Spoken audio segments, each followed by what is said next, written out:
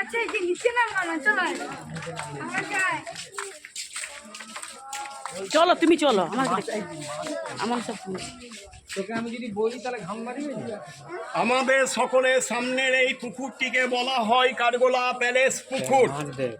এই পুকুরে মালিকদের ফ্যামিলি মেম্বারে কেউ কখনো সে সময়ে স্নান করিলে চার কর্নারে 4 জন প্রহরী ব্যবহার করা হইত। এই পুকুরে মালিকরা সে সময়ে বেশ কিছু বড় বড় রুই কাতলা মাছ পুষিতেন। এক একটা মাছের ওয়েট 20-25-30 কিলো অবধি। যে মাছগুলোকে প্রতিদিন মালিকরা নিজেদের হাতে মাছকে খাবার খাওয়াতেন, ওটাই মালিকদের আনন্দ। এরা মাছ পুষিতেন, মাছ খাওয়াইতেন, মাছ যতদিন জীবিত রইবে পুকুরে রইবে, মারা গেলে তুলে নিয়ে মাটি খুঁড়ে মাছের সমাধি দিয়ে দেবে। এরা জৈন, নিজেরা আমিষ খান না, কারো আমিষ খেতে দেন না। এই বাগান বাড়িতে টোটালি আমিষ খাওয়া নিষিদ্ধ। প্রেজেন্টে যে গোল্ডফিশগুলো দেখছেন এগুলো মালিকরাই ছাড়েন, মারেন না, মারতে দেন না, মাছ নিয়ে কোনো বিজনেস করেন না। মাছ যতদিন জীবিত রইবে পুকুরে রইবে, মারা গেলে তুলে নিয়ে বাগান বাড়ি যে কোনো জায়গায় ছুটতে নেবে। আগে পুকুরের জলটা ছিল ভালো, এখন হয়ে গেছে কালো। পুকুরের নিচে রয়েছে কাদা। সকলে এগিয়ে চলুন বাবা।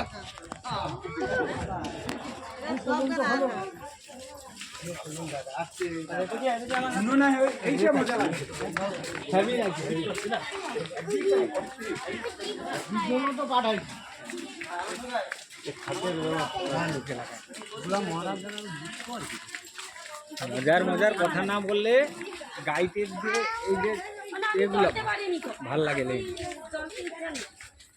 কোন রুমে ছবি তুলতে না বললো শুনছেন তো? হ্যাঁ স্যার বলে দিন ওই রুমটা, যে রুমটা ছেড়ে দাও।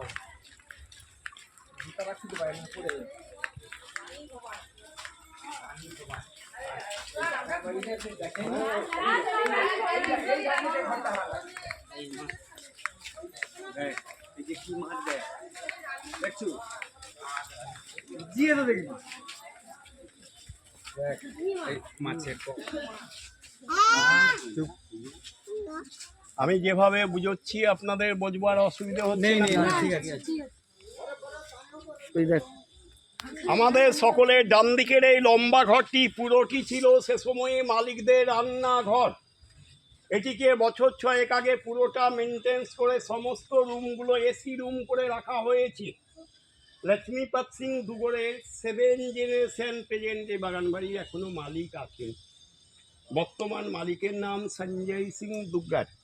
উনি থাকেন কলকাতা ভবানীপুর এলগিন রোডে। প্রতি মাসে আসেন, আসলে এই ঘরেই থাকেন। আজকে আসবেন, এই ঘন্টাখানিক আসবেন। কতদিন থাকে?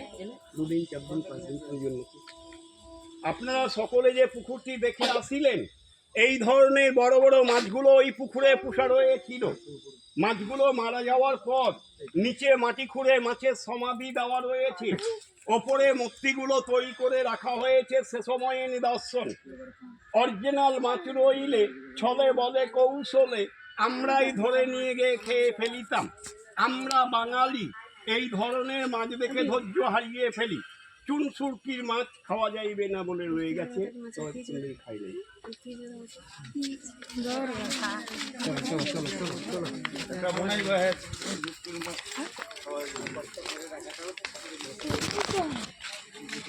সকলে গণেশটিকে ভালো করে দেখে নিন। এই গণেশের ভালো করে একটা ছবি তুলে নিন। এই গণেশ মূর্তি আমাদের বেঙ্গল, বিহার, উড়িষ্যা, ঝাড়খণ্ড কোনো জায়গায় দেখতে পাবেন না। এই গণেশের পেটের ওপর পৈতার পরিবর্তে সাপ রয়েছে। আমরা নিজেদের বাড়িতে যে গণেশ মূর্তি পুজো করি, বিশেষ করে সুরটা বাম দিকে থাকে, এই গণেশের সুর ডান দিকে রয়েছে। এই গণেশটিকে নাগেশ্বর গণেশ বলা হয়।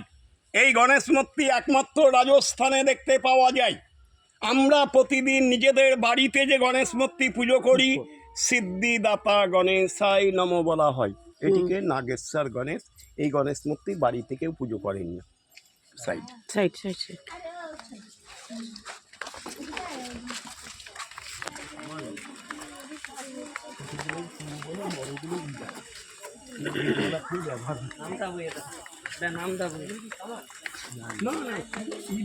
ইদারা থেকে জল তোলা হতো কপিকাল দিয়ে। ও আচ্ছা আচ্ছা আচ্ছা, নামটা বলি এখানে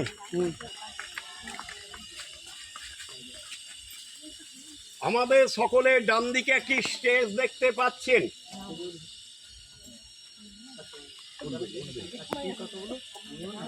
মালিকদের উৎসব দিনগুলোই দিনের বেলা এখানে ব্যান্ড বাজনা বাজত প্রতিদিন, রাত্রিরে প্রতিদিন সকালে জৈন পরিবারের ছেলে মেয়েদের নাচ গান শেখানো হতো। রাত্রিরে এই জায়গাটিতে বাইজি নাচ হতো। বাগানবাড়ি মালিকরা লখনৌ থেকে দুজন নামকরা বাইজি নিয়ে আসিতেন। একজনের নাম হীরাবাই। হীরাবাইয়ের সে সময়ে একটি রাত্রি নাচিবার ডিমান্ড ছিল ৫,০০০ স্বর্ণ মুদ্রা। হীরাবাইকে সে সময়ের বিশ্ব সুন্দরী বলা হতো। হীরাবাইয়ের সঙ্গে আসতেন দিল্লি থেকে মতিবাই। বাগানবাড়ি মালিকপক্ষরা ইংরেজ পিরিয়ডে রাজা নবাবদের ইনভাইট করে বাগানবাড়ি নিয়ে আসিতেন। ওদেরকে সুরাপান করিয়ে বাইজিনা দেখিয়ে নানা রকম দিক দিয়ে আনন্দ দিয়ে নিজেদের ক্যাপচারে রেখে এরা জগৎসের সঙ্গে প্যাক্ট হয়ে নিজেদের ব্যবসা কুবতি সহজে চালিয়ে গেছে। প্রেজেন্ট দেখুন, সে সময়ে রাজাও নেই, নবমও নেই। হীরাবাই, মতিবাই, ফৌজিবাই, বাইয়ার কেউ রয়ে নেই। 1965-এ সমস্ত দর্শনীয় জিনিসগুলো প্রেজেন্ট মালিকপক্ষরা উঠিয়ে নিয়ে চলে যান কলকাতা ভবানীপুর এলগিন রোড। ফলে জায়গাটা ওপেন। সে সময়ে বলা হতো নাচমহল, প্রেজেন্টে বলা হয় ফাঁকা মহল। প্রেজেন্ট বাইজির অভিনয়ে যারা রয়েছেন, হেলেন পদ্মা খান্না কেউ নাচেন না। আপনারা যারা নাচমহল দেখবো অনুভব করছেন, জৈন মন্দির দেখে 10 মিনিট পরে পর দিয়ে ফিরে আসিবেন। নাচমহলে স্টেজে গিয়ে নাচমহল দেখে নেবেন। ছবি টবি তুলবার ইচ্ছে রইলে ভালো করে ছবি তুলে নেবেন। লাস্ট কথাটা কেউ মাইন্ড করিবেন না। কারো যদি হীরাবাইয়ের মতো একটু নাচিবার ইচ্ছে থাকে, নেচে আসা পূর্ণ করে নেবেন, তবে ফ্রি অফ কস্ট ৫,০০০ স্বর্ণ মুদ্রা পাইবেন না। দাদু ভাই দারুণ কথা বলে।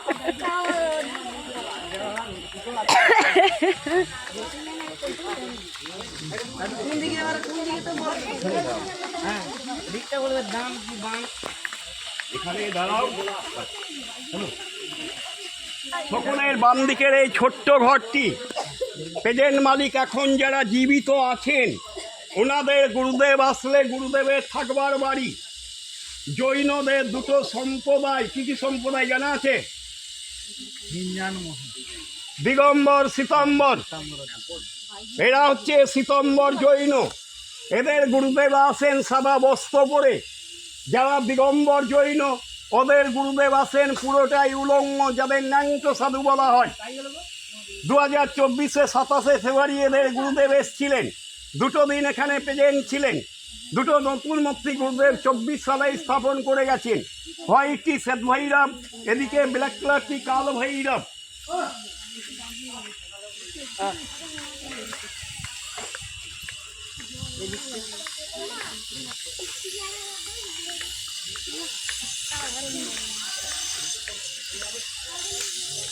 হ্যালো,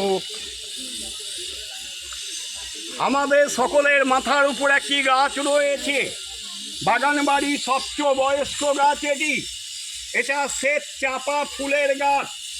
এই গাছটির বয়স 150 বছরও বেশি। গাছটির নাম শ্বেত চাপা। গাছের গুঁড়োটা পুরোপুরি ফাঁপা। এর ভেতরে আমার মতো 5 জন লোক প্রবেশ করে রইতে পারিবে।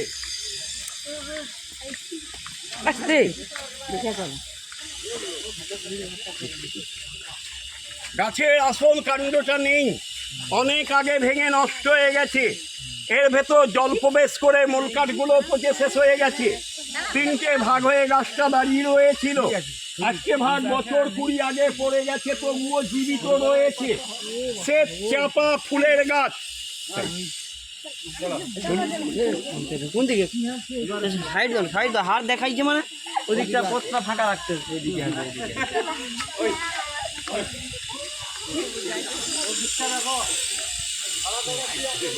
সকলে বাম দিকে হনুমানজির মূর্তি। আমরা হনুমানজি বলি, জৈন নন বেঙ্গলিরা বজরং বলি বলেন। হ্যালো হ্যালো, ফেরার সময় কাছে তুলে নেবেন, ওই পথ দিয়ে ফেরবেন। এদিকে দাদি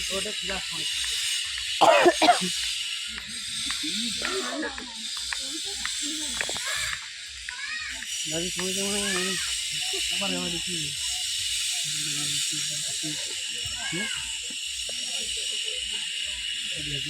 আমাদের সকলের সামনে হোয়াইট কালার, এটা জৈন মন্দির। এই মন্দিরটাকে বলা হয় কাঠগোলা বাগান আদিনাথ দেবজির মন্দির। এই মন্দিরের ভেতরে রয়েছে আদিনাথ পরেশনাথ মহাবীরের মূর্তি। এর ভেতরটা প্রবেশ করে দেখতে হইলে গেটের সামনে গিয়ে প্রত্যেকে বাইরে জুতো খুলে প্রবেশ করতে হবে। সামনে কাজ হচ্ছে ওই জায়গাটায়। মন্দিরের ভেতরটায় কোনো ছবি তোলা যাইবে না। মন্দিরের বাইরে থেকে মন্দির কেন, পুরো বাগান বাড়ি এখানে পছন্দ ছবি তুলতে পারিবেন। বলা হয়নি, অত হড়বড় করবেন না। মন্দির দেখা হয়ে গেলে ওই পথ দিয়ে যে আম গাছটা দেখতে পাচ্ছেন, আম গাছের ওখানে যাবেন।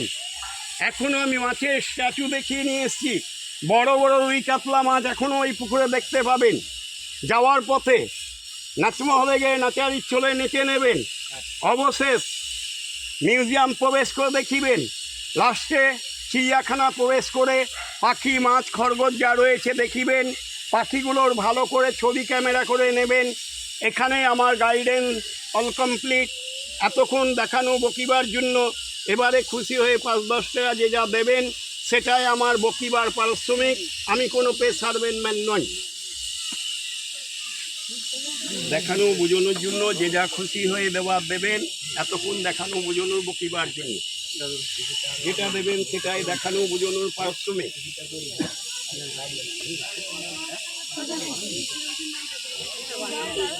গাইডে দেখানো বোঝানো বকিবার জন্য যে যা খুশি হয়ে দেবেন। দাদা আপনার নামটা লাস্টেই বললে না?